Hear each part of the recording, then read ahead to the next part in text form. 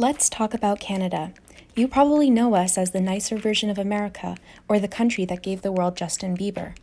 The fact is, we're a lot bigger than that. We're the second largest country in the world, right behind Russia. Our university, the University of Ottawa, is actually situated in the capital of our country. When people come to Canada, they usually come to visit our parliament, or the Rocky Mountains, or see our version of New York in Toronto. If you visit an urbanized place in Canada, you'll probably find someone who speaks your language because around 20% of Canada is ethnically diverse. While all of these truths reflect beautifully on Canada, we also want to show you the more harsh realities of living in a country with complex history. In this video, we will be talking about language divisions within our great nation and our divisions between our Indigenous people and Canadians. Language divisions have existed in Canada for centuries. In fact, tensions between Anglophones and Francophones have existed in Canada since before Canada was even a country. And these have endured to this day, affecting local discourse, cultures, and politics. And yet, despite the persistence of this linguistic divide in Canada and its contemporary forms, there is little awareness or knowledge of it outside of Canada. So how did this divide between English-speaking Canadians and French-speaking Canadians come to be? Here's a very brief history of Canada. Canada, the second largest country in the world, occupies most of the northern part of North America, covering the vast land area from the United States in the south to the Arctic Circle in the north. It is a country of enormous distances and rich natural resources. Indigenous people lived in what is now Canada for thousands of years before the first Europeans arrived. They are known as the First Nations and the Inuit people. The first European people to come to Canada arrived between 15,000 and 30,000 years ago across a land bridge that joined Asia and North America. Around 1000 AD, the Viking explorer Leif Erikson reached Newfoundland, Canada. He tried to establish a settlement, but it didn't last.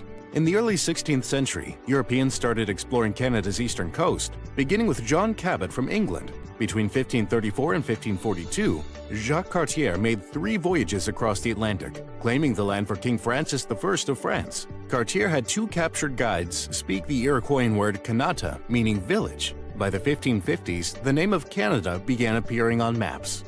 Parts of Canada were settled by France and parts by Great Britain. In 1605, Port Royal was built in Acadia by the French, led by Samuel de Champlain, and 3 years later, he started settling Quebec. The French and Aboriginal people collaborated in the vast fur trade economy, driven by the demand for beaver pelts in Europe. Outstanding leaders like Jean Talon, Bishop Laval, and Count Frontenac built a French empire in North America that reached from Hudson Bay to the Gulf of Mexico. In the 1700s, France and Great Britain battled for control of North America. In 1759, the British defeated the French in the Battle of the Plains of Abraham at Quebec City, marking the end of France's empire in America. The commanders of both armies, Brigadier James Wolfe and the Marquis de Montcalm, were killed leading their troops in battle. Following the war, Great Britain renamed the colony the Province of Quebec. The French-speaking Catholic people, known as habitants or Canadians, strove to preserve their way of life in the English-speaking, Protestant-ruled British Empire. After the American Revolutionary War, many people in the new United States wanted to stay loyal to Britain. Thousands came north to Canada and settled in Nova Scotia, New Brunswick, Quebec, and Ontario. During the War of 1812, the United States tried to conquer Canada but were defeated. In 1867, the province of Canada was joined by 2 other British colonies of New Brunswick and Nova Scotia through Confederation, forming a self-governing entity named Canada. I know what you're thinking. This history isn't so bad. I don't see a divide. Well, really, this was just the origins of the language divide that persists in Canada today. When the French settlers in what is now Canada were integrated into a British colony, they were subjected to assimilation policies, suppression of culture, English hostilities, and even expulsions in Acadia. These actions from the British ironically fueled French-Canadian pride and nationalism. In the 1960s, relations between French Canadians and English Canadians really deteriorated, and the Canadian Royal Commission on Bilingualism and Biculturalism warned that the nation was perhaps passing through its greatest crisis. These deteriorating relations primarily manifested themselves in the province of Quebec, where more than 77% of the population identify as Francophone. Anxieties about the future of the French language and of the survival of the distinct culture associated with it led to the birth of the sovereignty and independence movements in Quebec. Quebec politicians argued that the social, political, and economic interests of French Canadians were not properly represented within Canada, and that an independent Quebec state was needed to protect the Francophone nation. This was the start of a Canadian unity crisis laid out along linguistic lines.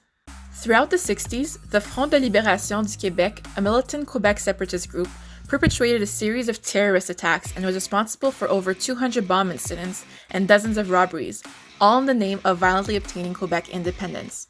In 1970, in what is now known as the October Crisis, the FLQ kidnapped a British diplomat and killed a Quebec cabinet minister. In response to these events, the Canadian government controversially invoked the War Measures Act, suspending civil liberties in Quebec and deploying armed forces into the area. The Canadian government attempted to legally address the tensions of the 60s by enacting the Official Languages Act in 1969, which declared English and French to be the official languages of Canada, required the federal government to provide services in both languages, and mandated legal and financial support for language minority institutions. To Quebec, these efforts were not enough. More needed to be done to protect the French language and the French-Canadian culture. In 1974, Quebec passed Bill 22, making French the only official language in the province. In 1977, it passed the controversial Bill 101, the Charter of the French Language, which became central to Quebec's language policy and remains in place to this day. Bill 101 was met with significant resistance throughout Canada and Quebec.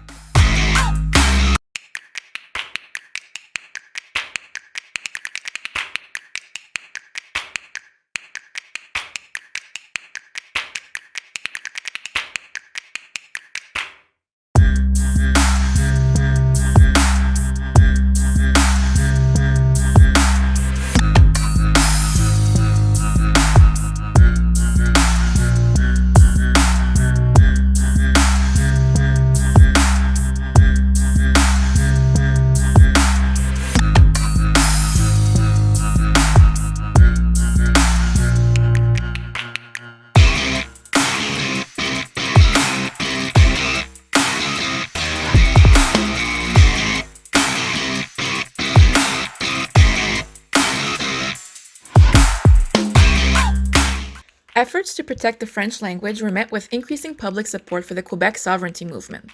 In 1980, a referendum was held in Quebec on whether or not the population gave the Quebec government the mandate to negotiate a new constitutional agreement with the rest of Canada on independence, which was rejected by 60% of Quebecers.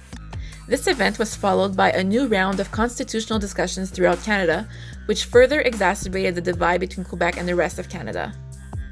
Continued public support for sovereignty and a distinct feeling of alienation over the following years culminated in the 1995 referendum on Quebec independence, an event that has marked Canadian history and further cemented tensions between French speakers and English speakers in Canada. So what happened? Acceptez-vous que le Québec devienne souverain? Ce sera ça la question. Et il y aura oui ou non. On vous demande de prendre votre passeport canadien et de le mettre sur la table. Sovereignty first, sovereignty forever. Avez-vous trouvé une seule bonne raison, une seule raison valable pour briser le Canada?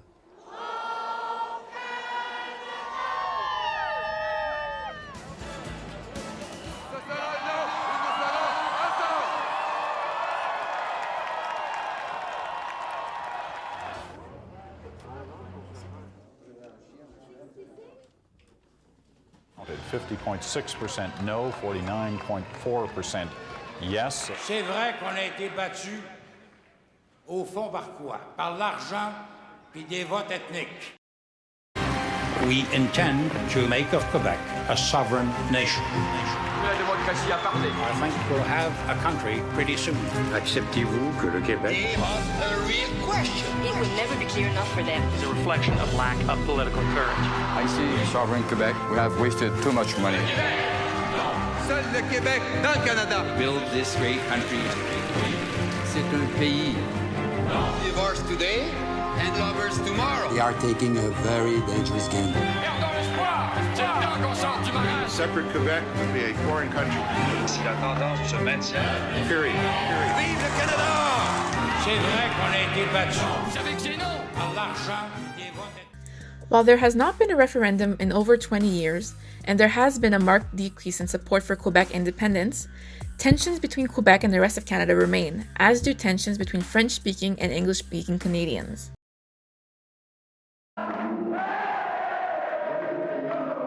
When across Canada they take for granted that the sovereignist movement is over or separatism is dead, as said Pierre-Éliott Trudeau in the 70s, it's never true. It's been 25 years since 100,000 Canadians from across the country gathered here in Place du Canada in downtown Montreal for the Unity Rally, looking to convince Quebecers to stay in Canada and vote no in the October 30th, 1995 referendum. It was a close call, with the no side winning by just 50.58%. 25 years later, could it happen again? Recent Léger polls show 36% of Quebecers still support sovereignty. My friend in Canada who got married way too young, they had to do their vows twice, once in French. They speak French there too? God, that place is a mess. So now that we covered our historical linguistic divides, Jane is now going to cover our contemporary linguistic divides.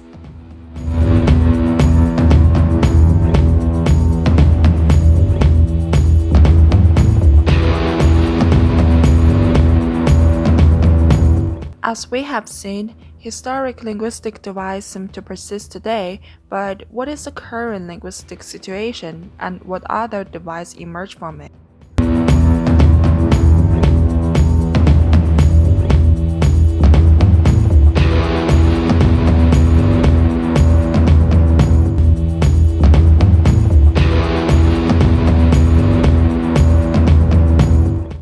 The most recent 2016 census recorded that 75.4% of the Canadian population spoke English, 22.8% spoke French, and Aboriginal and immigrant languages were only spoken by 1.8% of the population. But if we look at the data by mother tongue, 22% of the Canadian residents' mother tongue were neither English nor French, which is a big proportion. English and French as a mother tongue accounted for 57% and 21% of the population respectively. The status show that Quebec has the most French speakers and the least English speakers. Most bilingual people who can speak both English and French are also located in Quebec. The geographic placement of French, English, and official language bilingual speakers in Canada has resulted in a division known as bilingual elite problem. Language distribution maps clearly show that there exists a bilingual belt, the provinces of Ontario, Quebec, and New Brunswick, where most of Canada's bilingual official language speakers are located. Most of Canada's federal political elite also come from these three provinces alone, since speaking both English and French is a requirement to work in the Canadian government. Many argue that unilingual official language speakers, meaning people who speak either French or English but not both, are not properly represented within Canadian politics. Canadian voting trends often tend to coincide with language divisions as well. In 2020, New Brunswick held a provincial election where the ridings were split between the Progressive Conservative Party and the Labour Party along Anglophone and Francophone majorities respectively. These voting trends are also reflected in federal politics, which is why Quebec is often oversucceeded in elections.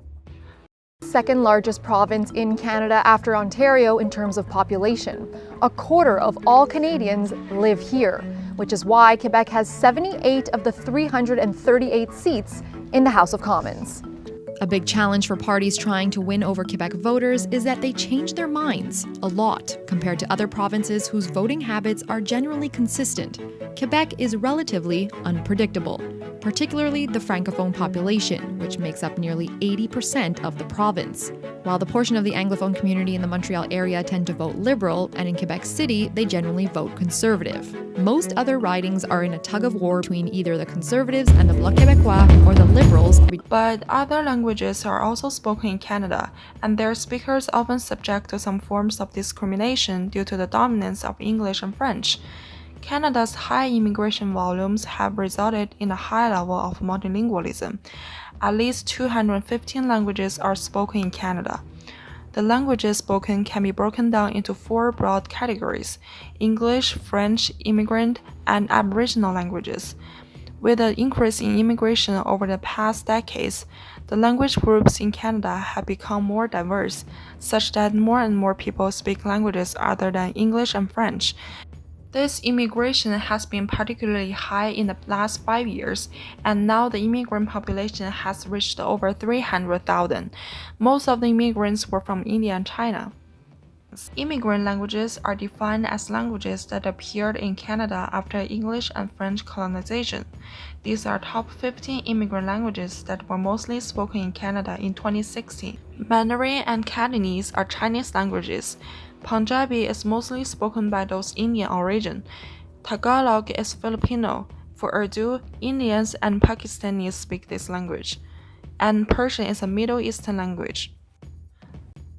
The number of immigrant language speakers increased by 13.3% between 2011 and 2016. Montreal, Ottawa, Toronto, Calgary, Edmonton, and Vancouver had the most immigrant language speakers in 2016. In 2016, 2.4% of Canadians had more than one mother tongue, and 19.4% of Canadians could speak more than one language.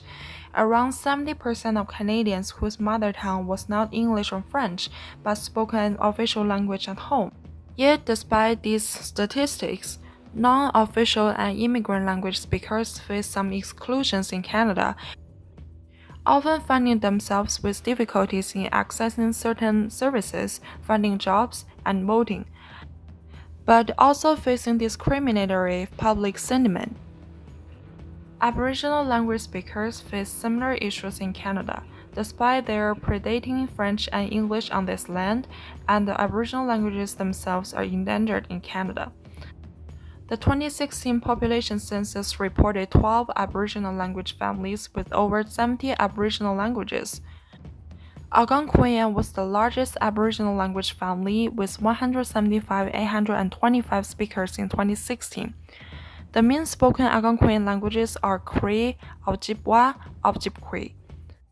The second and third largest Aboriginal language families are Inuit and Athabascan respectively. Tlingit, Kootenai, and Haida had the least population of speakers in Canada with only 870 speakers total. Aboriginal language speakers are distributed all across Canada in every province and territory. Unfortunately, Aboriginal languages are in danger of disappearing, while divisions exist between English and French speakers, and while immigrant language speakers often find themselves experiencing forms of discrimination. Indigenous people experience these divisions and discriminations tenfold, while simultaneously living through the slow disappearance of their language and culture. Only about 1/5 of First Nations people could converse in the Aboriginal language in 2016, and there are more people who could speak an Aboriginal language than people with an Aboriginal mother tongue. So we have a slight problem with language. I mean, which country doesn't? At least we're still very polite, right? Canadians aren't as, what is the word? Terrible as we are. They are, as a general rule, polite and friendly people. See, the thing is, sir, I want to be a Canadian more than anything. I appeal to you as a fellow American. But I'm Canadian.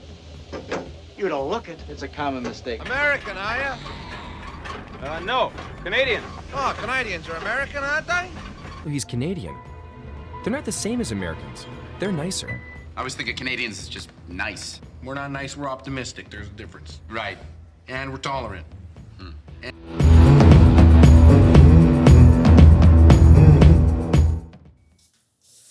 A devastating discovery has been made in Canada. The remains of 215 children have been found buried at the site of a former boarding school for Indigenous students.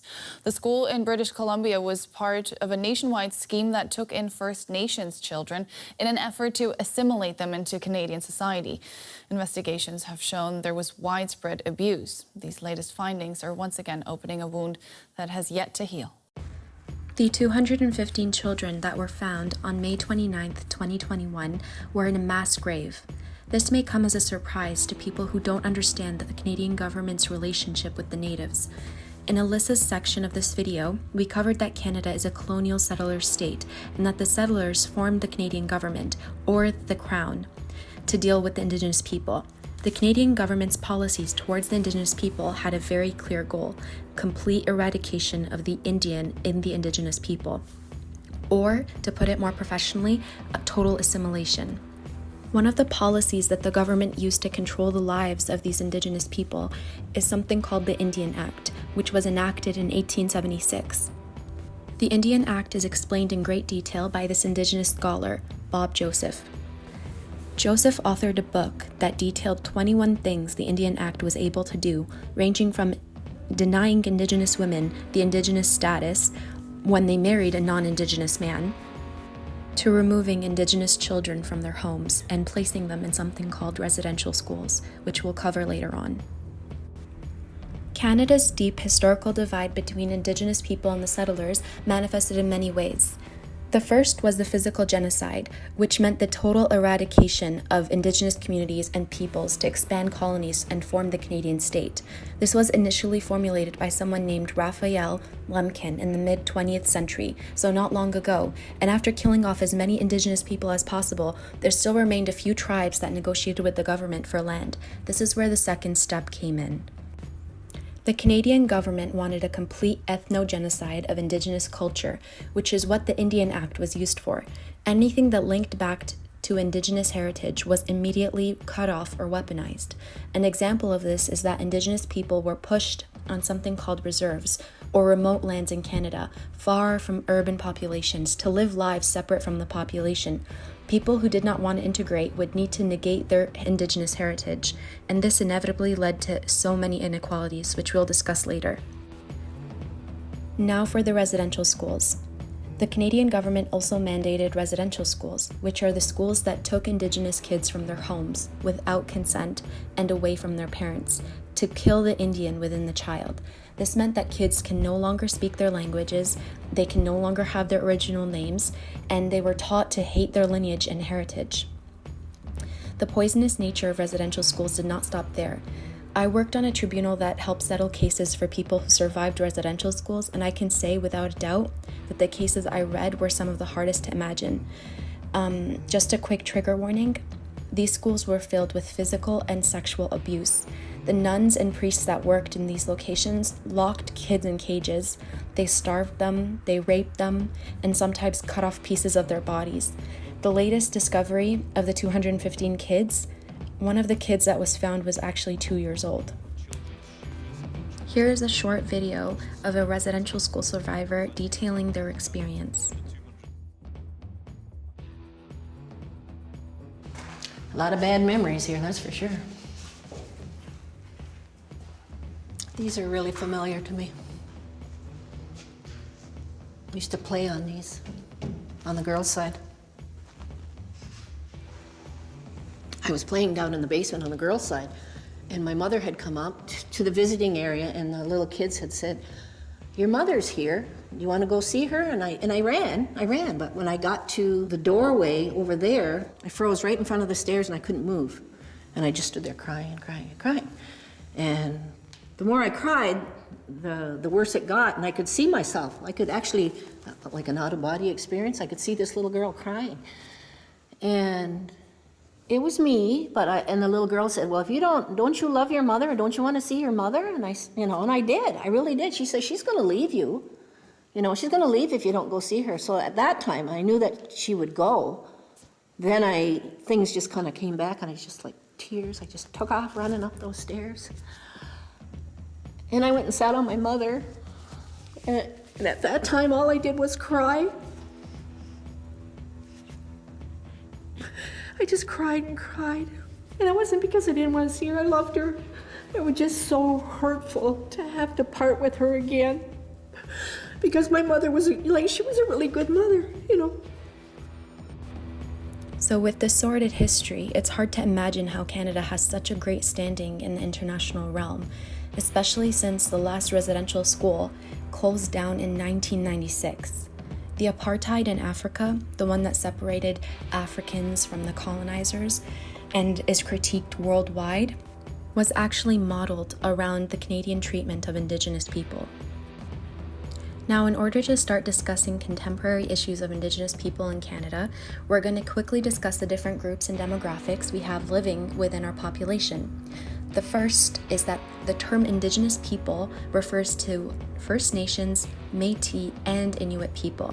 In our last census in 2016, we had over 1.6 million people identify as Indigenous, which made up around 4.9% of our population. The population has been growing steadily back, but there is still a loss of culture and language that can never come back. There is a huge issue with generational trauma and inequality in Indigenous people's lives. The issue suffered by grandparents and parents of this new generation is still reflected in the reality of their lives. Overall, Indigenous people have poorer health because of inadequate housing and no access to drinkable water. Although Canada has some of the best drinking water in the world, they have lower levels of education. Around 33.65% of Indigenous people have no high school degree. This is compared to 18.3% of the rest of Canadians.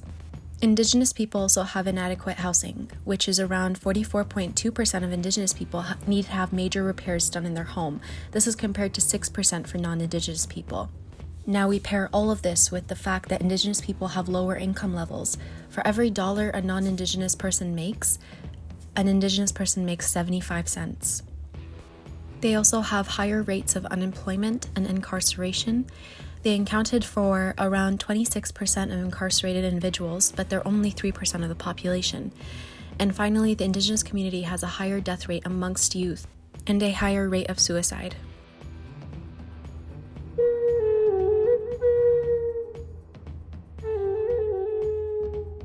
The solution is to just lock up Aboriginal people. This is the solution for people who are broken today, is to put them in prison. Being Aboriginal means you're a lesser person. And so in those institutions, you're treated as a lesser person. Even if what I'm doing is wrong, ultimately there's a reason why I'm doing these things. And so in those places, there was never the space or the opportunity or the safety to find out why.